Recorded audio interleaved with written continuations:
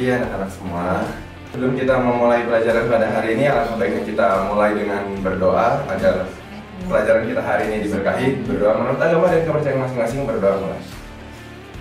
Apa kabarnya hari ini? Alhamdulillah baik ya. Apakah hari ini ada yang tidak masuk? Nggak ada, masuk semua. Oke, alhamdulillah baik kalau masuk semua. Sebelum kita melanjutkan materi berikutnya, teman-teman semua ada yang masih ingat nggak nih materi sebelumnya? Tentang apa? Lupa, udah lupa. Oke, kalau udah lupa. Kemarin kita belajar tentang sejarah kedaerahan atau pahlawan-pahlawan kedaerahan. Pasti teman-teman kenal yang namanya Cut Nyak-Dien, ada juga Tuanku Imam Bonjol, Pangeran Diponegoro, dan yang paling teman-teman suka pasti Gusti Ngurah Rai ya, yang ada di uang 50.000. Nah, pasti teman-teman masih ingat itu semua. Hari ini kita lanjutkan.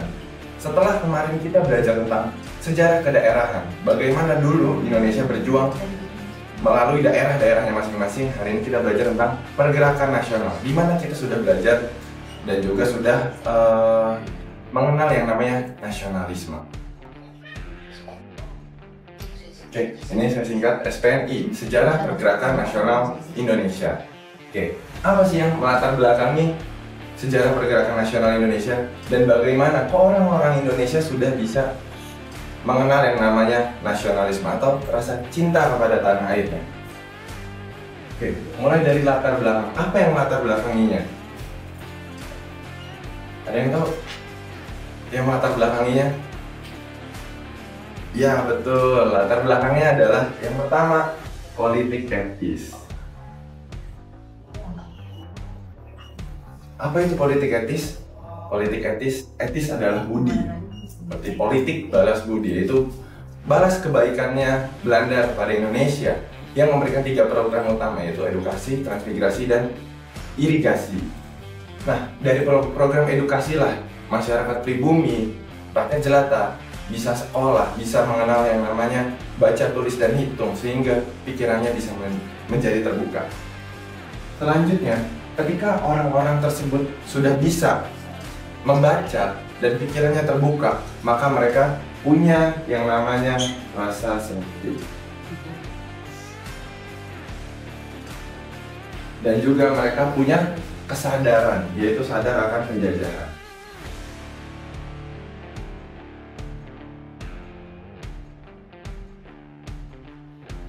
Ya, ketika mereka sudah bisa membaca, mereka sekolah, mereka membaca koran-koran, mereka membaca buku-buku, apa yang mereka ketahui? Mereka baru sadar bahwa mereka selama ini dijajah, bukan hanya disuruh, bukan hanya dibayar, tapi mereka sadar bahwa mereka itu sedang dijajah. Selain itu, mereka punya rasa senasib.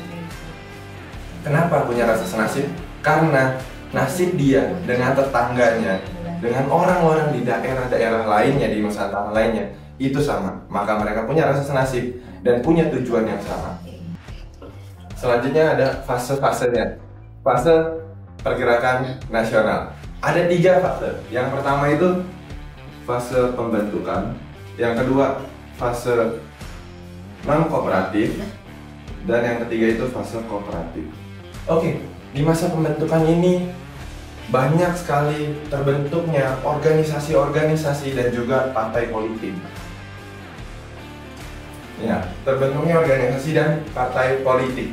Tahun berapakah itu? Mulai dari tahun 1908 sampai 1920. Akan banyak sekali organisasi dan juga partai politik yang terbentuk dan juga muncul pada zaman ini. Yang kedua, masa non-kooperatif, yaitu tidak bisa diajak bekerja sama. Seperti apa perjuangannya? Para organisasi ini membentuk sebuah yang namanya pers atau media cetak. Melalui media cetaklah banyak muncul kritikan, banyak muncul pikiran-pikiran terbuka yang akhirnya nanti membuka pikiran para rakyat pribumi gitu. Latar tahunnya adalah 1920 sampai 1930. Lalu yang terakhir, fase kooperatif, yaitu bisa bekerja sama. Setelah 10 tahun Belanda terus-menerus dikritik, maka dia gerah. Dia capek selalu dikritik. Lalu melakukan tindakan-tindakan yang represif kepada pers dan juga organisasi, yaitu pers-persnya biasanya dibredel, dihancurkan, orangnya diasingkan. Kita tahu Soekarno diasingkan ke ND, ke Flores, ada Muhammad Hatta ke Banda Neira dan sebagainya. Nah, di fase kooperatif ini kita perjuangannya sudah tidak lagi keras atau berisik seperti pada fase-fase yang kedua ini. Kita sudah melalui Volksraad. Apa tuh Volksraad? Volksraad itu DPR-nya Hindia Belanda. Ada orang-orang Indonesia, perwakilan orang Indonesia yang masuk ke dalam Volksraad. Siapa? Dr. Cipto Mangunkusumo. Di dalamnya dia memberikan kritik, dia memberikan kebijakan-kebijakan yang mendukung rakyat pribumi. Nah, pada fase inilah kita sudah mau dan sudah bisa bekerja sama dengan Belanda, yang nantinya kita akan menusuk Belanda dari dalam. Seperti itu. Latar tahunnya adalah tahun 1930 sampai 1942. Kenapa sampai 42, Kak? Kenapa nggak sampai 45 sampai Indonesia merdeka? Ya, karena Belanda menjajah Indonesia sampai 1942. Setelah itu Jepang datang dan Jepang melahirkan organisasi-organisasi baru. Jepang melahirkan partai-partai yang baru, gerakan-gerakan yang baru yang membuat perubahan dan juga pergeseran cara perjuangannya. Seperti itu. Nah, kita ke bagian yang terakhir, yaitu organisasi. Organisasi atau partai politik yang berdiri pada saat itu. Yang paling pertama dan menjadi pelopor adalah Budi Utomo. Ya, Budi Utomo ini didirikan oleh para mahasiswa-mahasiswa kedokteran Jawa, ya, yang sekarang menjadi pasca sarjananya UI. Rakyat saat itu atau mahasiswa-mahasiswa yang sekolah saat itu mendirikan sebuah pergerakan atau organisasi yang bernama Budi Utomo. Tujuannya apa? Tujuannya menciptakan negara yang merdeka. Lalu juga lahir Trikoro Darmo.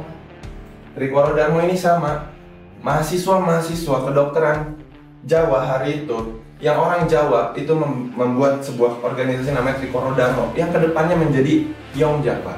Lalu yang ketiga ada Sarekat Dagang Islam yang nanti berubah menjadi Sarekat Islam. Perjuangan Sarekat Dagang Islam sudah tidak lagi secara ekonomi, sudah memasuki fase-fase kenegaraan, maka dia berubah menjadi Sarekat Islam yang tadinya pusatnya di Solo oleh Haji Samanhudi berubah menjadi Hoscokroaminoto, dan juga perjuangannya pindah ke Surabaya yang pada saat itu menjadi organisasi terbesar. Lalu kita bertemu yang namanya Indisi Partij. Indisi Hindia, Partij Partai Hindia. Jadi hari itu lahir Partai Hindia yang pendirinya itu 3 serangkai: Cipto Mangunkusumo, Ernest Dosdeker, dan juga Ki Hajar Dewantara.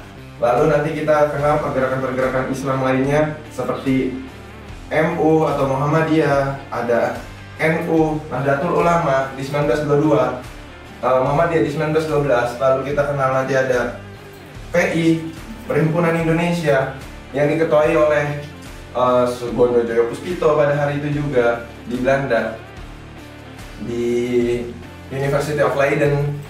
Lalu nanti kita kenal dengan ISDV, Gerakan PKI, dan sebagainya. Nanti ini semua kebanyakan lahir di tahun 1908 sampai 1920, tapi tidak memungkiri lahirnya di 1920 sampai 1930. Kita kenal ada partai politiknya Soekarno, yaitu Partai Nasional Indonesia atau PNI.